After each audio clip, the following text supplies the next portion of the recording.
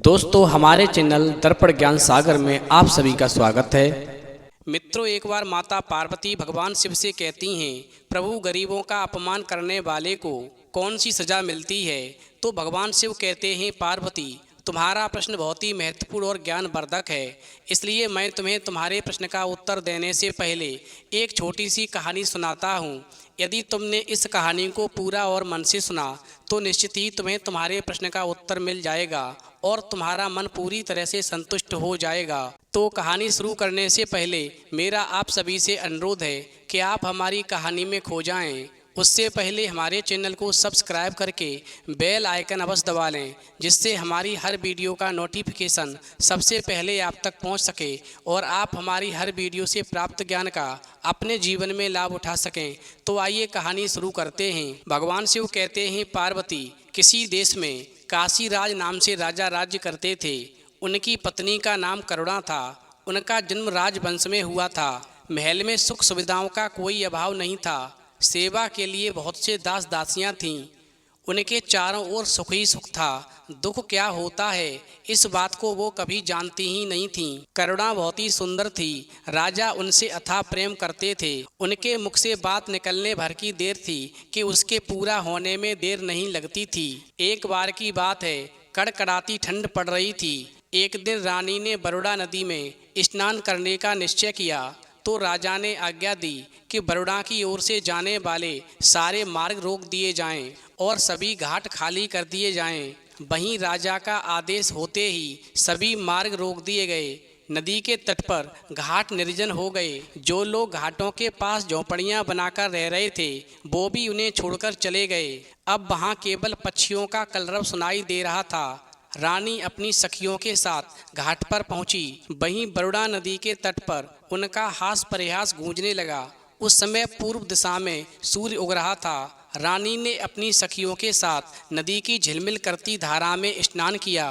पानी बहुत ही ठंडा था। ठंडे पानी में स्नान करने के कारण रानी बुरी तरह ठिठुर गई और थरथर कांपने लगी। वहीं कपकपाते होठों से रानी ने कहा, मैं ठंड से मरी जा रही हूँ, जल्दी आग जलाओ और मेरे प्राण बचाओ।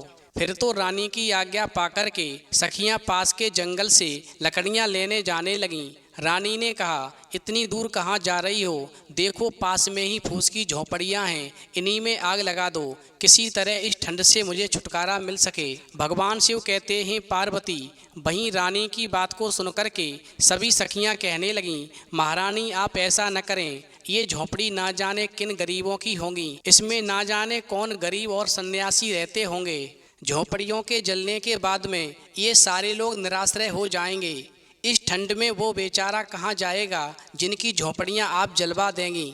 वहीं दासी की बात को सुनकर के रानी को क्रोध आ गया और वो चिल्लाकर कहने लगी, तुम सभी मेरी आंखों से दूर हो जाओ। फूस की इस पुरानी झोपड़ियों की तुम्हें इतनी चिंता है और मेरी ठंड की तुम्हें चिंता बिल्कुल नहीं है। मेरी आज्ञा का तुरंत पालन करो, अन्यथा मेरी आंखों के सामने से दूर हो जाओ। वहीं रानी की हट को देख करके सखियों ने झोपड़ियों में आग लगा दी। वहीं झोपड़ियां धू धू करके जलने लगीं। आग लगते ही आग की लपटें आकाश छूने लगीं। नदी के किनारे खड़े पेड़ों पर बैठे हुए पक्षी कोलाहल करते हुए आकाश में उड़ गए।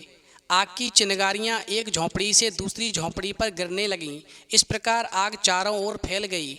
वहीं थोड़ी ही देर में घाट की सभी झोंपड़ियां जलकर राख हो गईं। वहीं ठंड से कांपती रानी को आग की लपटों की गर्मी बहुत ही अच्छी लगी। आग ताप करके रानी अपनी सखियों के साथ में हास परिहास करती हुई राजमहल में लौट आई। वहीं अगले दिन राजा जो था अपनी राजसभा में न्याय सिंहासन पर बैठे थे कि जिनकी झोंपड़ियां रानी ने जलवा दी थीं वो राज दरबार में आ पहुँचे और रोते हुए राजा को अपनी सारी दुखभरी कहानी कह सुनाई। फिर तो अपनी प्रजा की बातों को सुनकर के राजा का सिर लज्जा से झुक गया।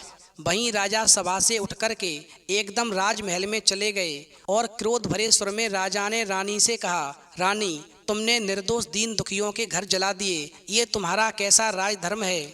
वहीं राजा की बात को सुनते ही रानी रूठकर कहने लगी, महाराज, आप उन फूस की पुरानी टूटी फूटी झोंपड़ियों को आप घर कह रहे हैं। उनके न रहने से किसी को क्या हानि हो सकती है, और अगर होगी भी तो कितनी।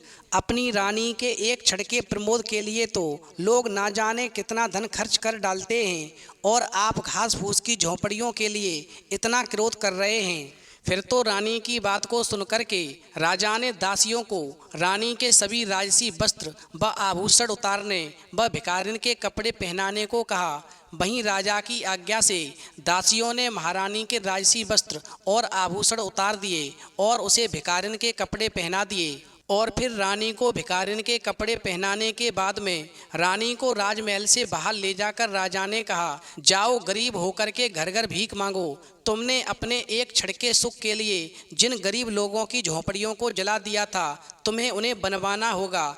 मैं तुम्हें 1 वर्ष का समय देता हूँ। अब तुम वो झोंपड़ियाँ कैसे बनवा पाओगी ये तुम जानो।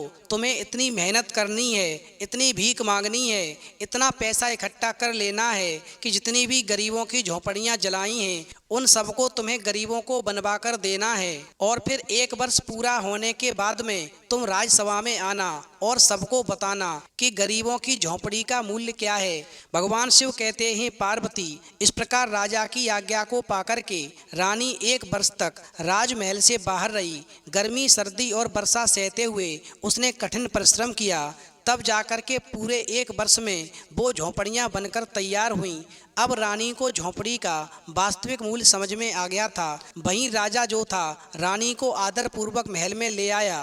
वहीं कहानी समाप्त होने के बाद में भगवान शिव कहते हैं, पार्वती, जो लोग गरीबों के घर जलाते हैं, गरीबों का अपमान करते हैं, गरीबों का तिरस्कार करते हैं, ऐसे स्त्री या पुरुष को रानी की तरह घर घर जाकर के भीख मांगनी पड़ती है। भगवान उसको उसके किए कर्म की सजा अवश्य देता है और उसी जन्म में उसे ये सब भोगना पड़ता है। कर्मों की सजा हर मनुष्य को अवश्य मिलती है। जो अच्छे कर्म करता है उसे अच्छा फल मिलता है, वहीं जो बुरे कर्म करता है उसे बुरा फल मिलता है। कुछ गलत कर्मों की सज़ा अगले जन्म में मिलती है, वहीं कुछ कर्म ऐसे हैं जिनकी सज़ा उसी जन्म में मिलती है जिस जन्म में वो गलत कार्य करता है। उनमें से एक गलत कार्य वो भी है जो गरीबों को सताता है, उनका तिरस्कार करता है, उनके घर को उजाड़ता है। जो गरीबों के घर को उजाड़ता है, गरीबों का तिरस्कार करता है, ऐसे मनुष्यों को उसी जन्म में सज़ा मिलती है और उसे घर घर भीख मांगनी पड़ती है। इसलिए कभी भी गरीबों का तिरस्कार भूल कर भी नहीं करना चाहिए जिससे आपको भीख मांगनी पड़े। फिर तो कहानी सुनने के बाद में माता पार्वती कहती हैं, प्रभु, वास्तव में गरीबों का अपमान भूल कर भी नहीं करना चाहिए, क्योंकि गरीबों की हाय बहुत ही बुरी पड़ती है जिससे इंसान दर दर भटक जाता है और अपना पेट भरने के लिए उसे घर घर भीख मांगनी पड़ती है। तो मित्रों, यदि आपको कहानी पसंद आई हो तो प्लीज़ आप हमारे चैनल को सब्सक्राइब करें और भगवान शिव और पार्वती के लिए एक लाइक करना न भूलें।